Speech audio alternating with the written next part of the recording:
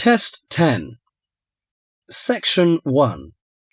John Helston, a student from London University, wants to know some information about a 21st conference.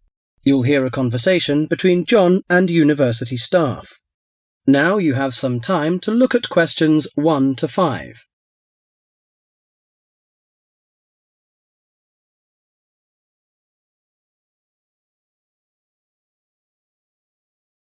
Listen carefully and answer questions 1 to 5. University, good morning. Oh, good morning. Can you put me through to the School of Architecture, please? Certainly. School of Architecture, Professor Dawson's office. Oh, good morning.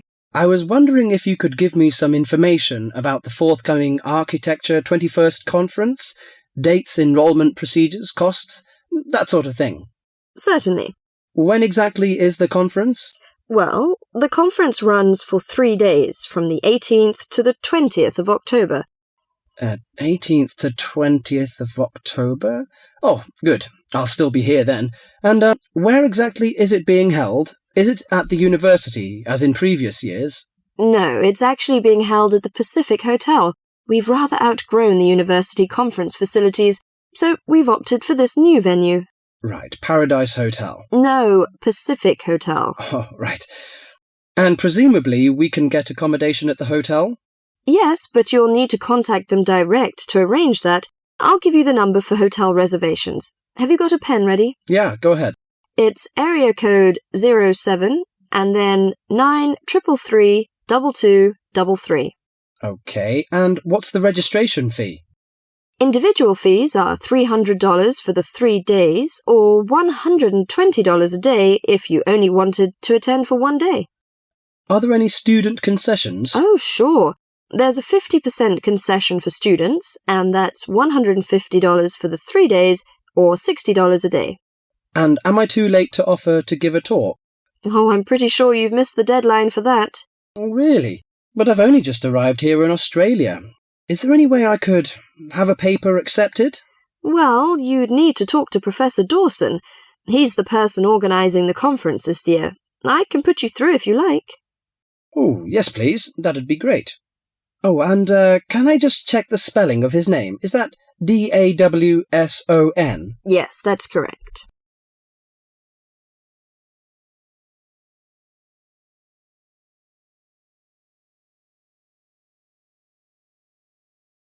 Before you hear the rest of the talk, you have some time to look at questions 5 to 10.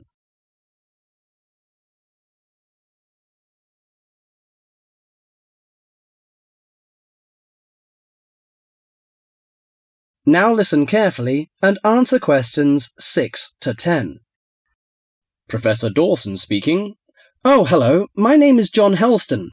I'm an architecture student at London University. I'm here in Australia for 3 months, looking at energy-saving house designs. Right. I'm interested in giving a talk on my research at the conference, but I believe I may have missed the deadline. Well, strictly speaking, you have. The closing date was last Friday. Oh, no! But we may be able to include your paper if it fits into our program, but you'll have to be quick. Okay. What do I need to do? Send me an outline of your talk, and make sure you'd include an interesting title for the talk, something to attract the delegates' attention. Okay, interesting title, right? The outline should be no more than 300 words, though. Right. I should be able to keep it down to 300 words, but would 400 be okay? No, not really, because we have to print it in the proceedings, and we just don't have the space. Sure, I understand. And also, can you send me a short CV, the usual stuff, name, age, and qualifications, that sort of thing? Right, include a brief CV. Actually, you can email it to me. That'd be quicker. Sure, what's your email address? Well, the best thing would be to send it to the conference administrative officer. The address is admin in lowercase, in small letters. Right, so that's ADMIN at uniconf.edu.au. Right, I'll do that straight away. Thank you very much. You've been very helpful. OK, well, we hope to see you in October then. That is the end of section 1.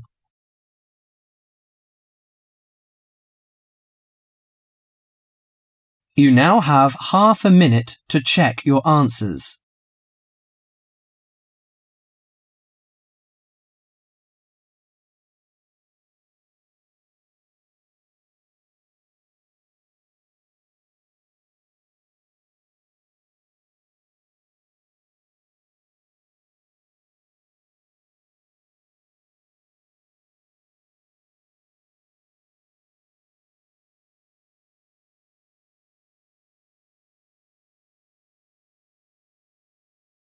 Section 2. In this section, you'll hear a message left to John on how to look after the house.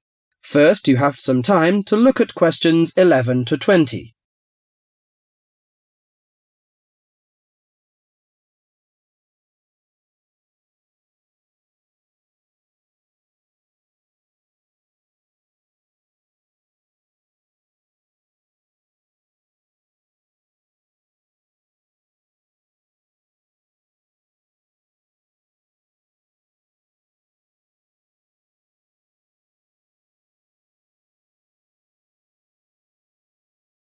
Now listen carefully to the message and answer questions 11 to 20.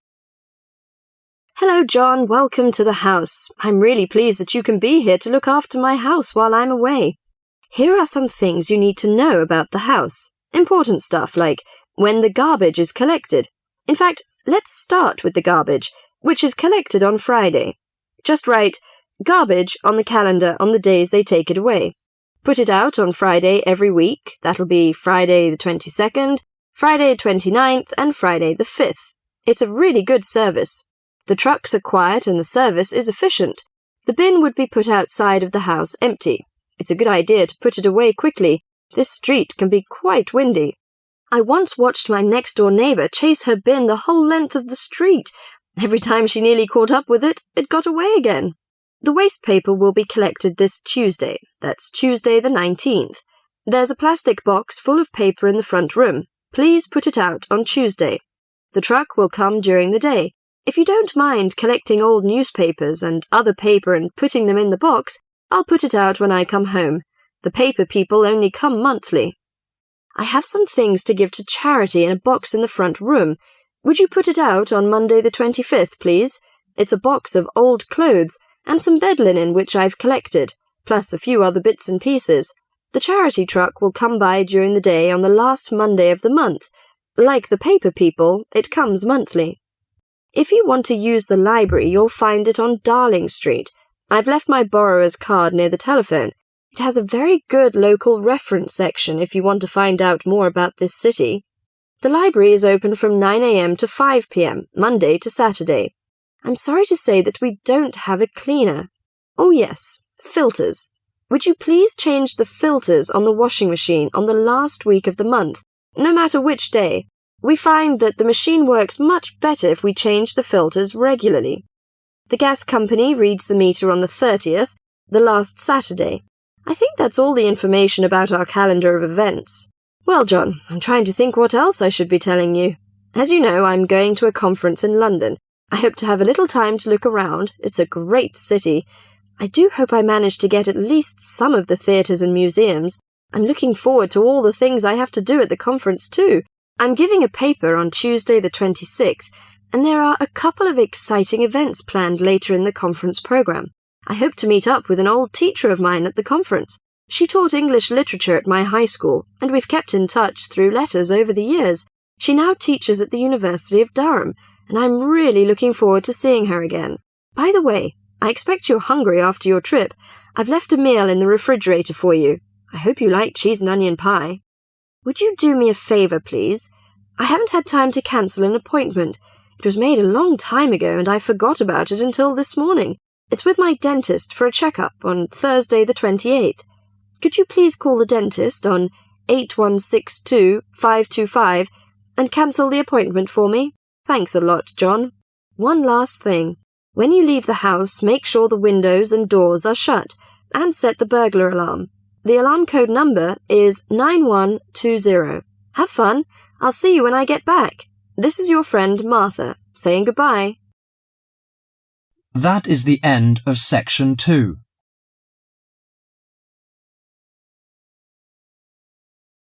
You now have half a minute to check your answers.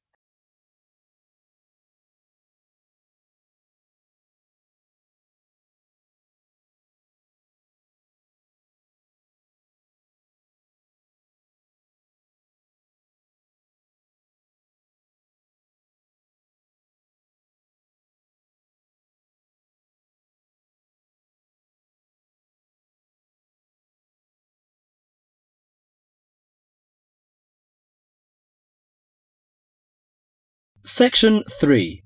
In this section, you'll hear a conversation between Astrid and Henry about the lecture they've just heard. First, you have some time to look at questions 21 to 30.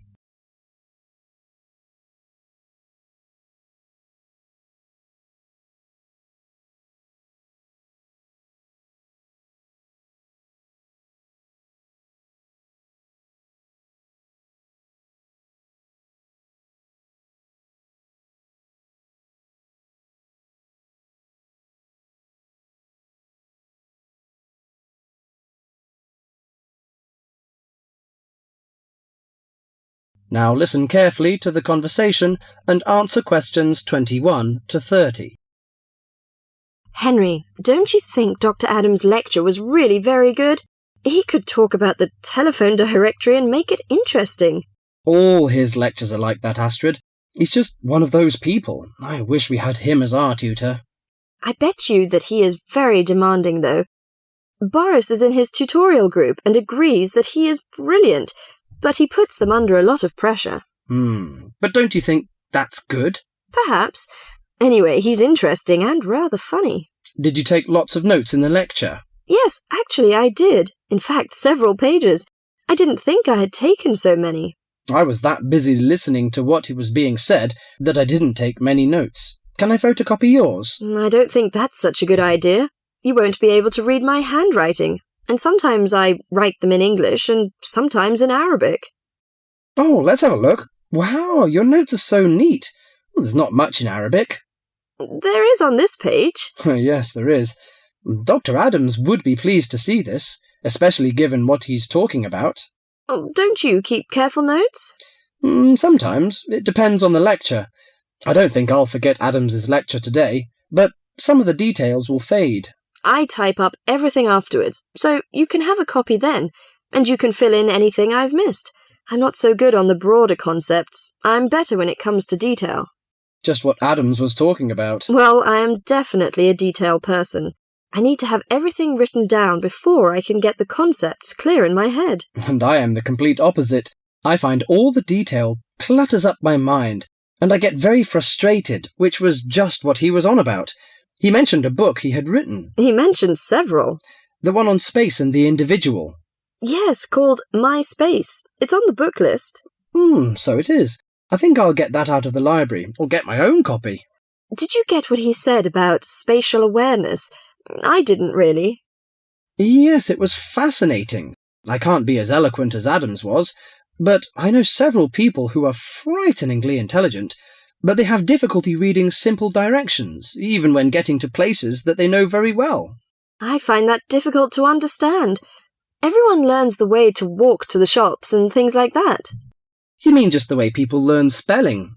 You know, people misspell words, make mistakes in countless areas of their lives, and going in the right direction is just the same. Remember what Adam said about the number of people who cannot tell left from right, north from south, and so on? Do you know which way is north? It's that way. You see, I couldn't have told you that. Really? I haven't a clue which way is which.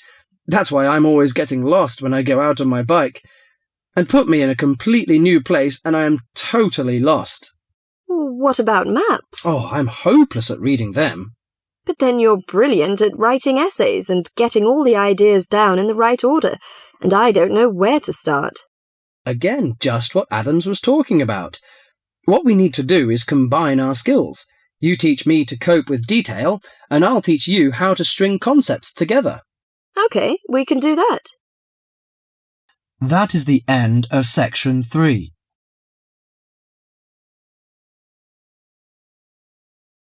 You now have half a minute to check your answers.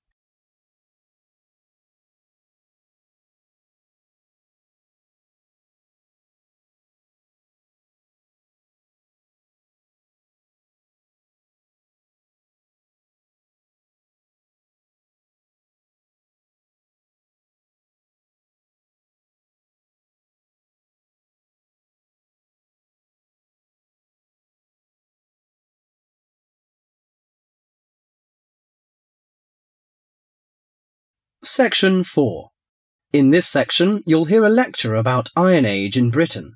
First, you have some time to look at questions 31 to 40.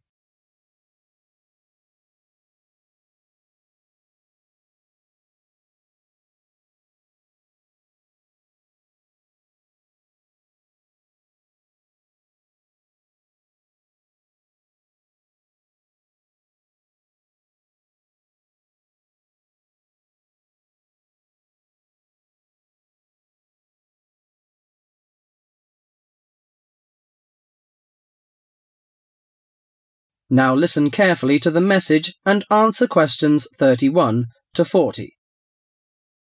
Good morning, ladies and gentlemen. Today I'm going to introduce to you a special age in Britain, the Iron Age.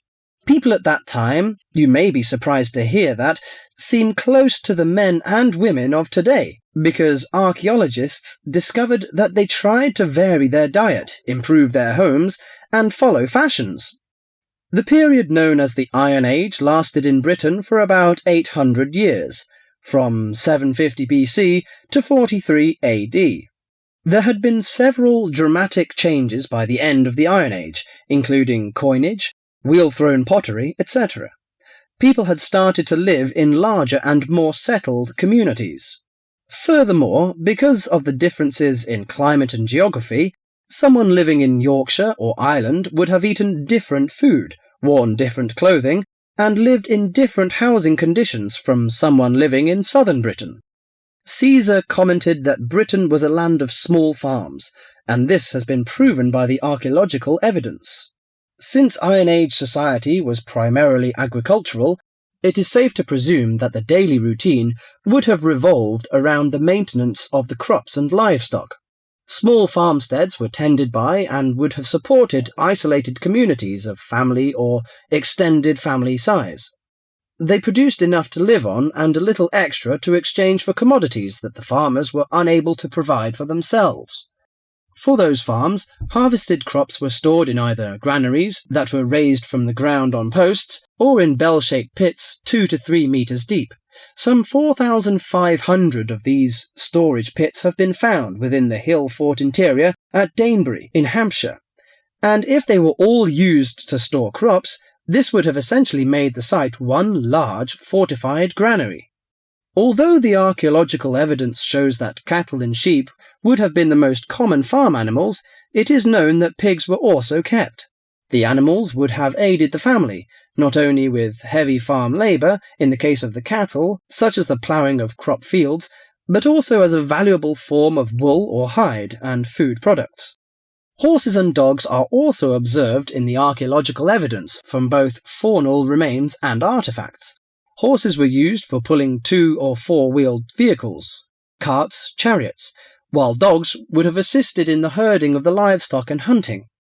Besides agriculture and stock raising, the architecture in Iron Age is also worth mentioning. A very well-preserved settlement has been discovered at the site of Chislester in Cornwall. It was made up of individual houses of stone, with garden plots. In Wessex, the typical building on a settlement would have been the large round house. All of the domestic life would have occurred within this. The main frame of the roundhouse would have been made of upright timbers, which were interwoven with coppiced wood, usually hazel, oak, ash, or pollarded willow, to make wattle walls. This was then covered with a daub made of clay, soil, straw, and animal manure that would weatherproof the house. The roof was constructed from large timbers and densely thatched. The main focus of the interior of the house was the central open hearth fire. This was the heart of the house to provide cooked food, warmth, and light. Because its importance within the domestic sphere, the fire would have been maintained 24 hours a day. Beside the fire may have stood a pair of fire dogs, such as those found at Baldock in Herefordshire, or suspended above it a bronze cauldron held up by a tripod and attached with an adjustable chain. The ordinary basic cooking pots would have been made by hand, from the local clay, and came in varying rounded shapes, occasionally with simple incised decorations. As for eating, bread would have been an important part of any meal, and was made from wheat and barley.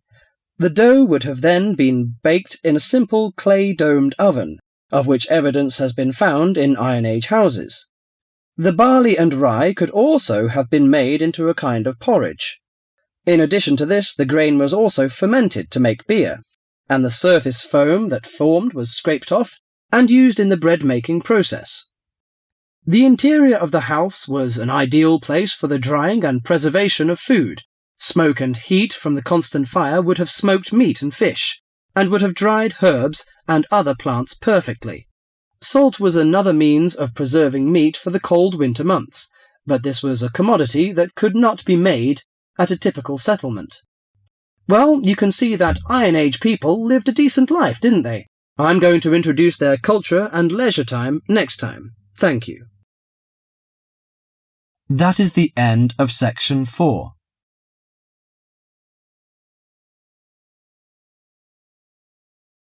You now have half a minute to check your answers.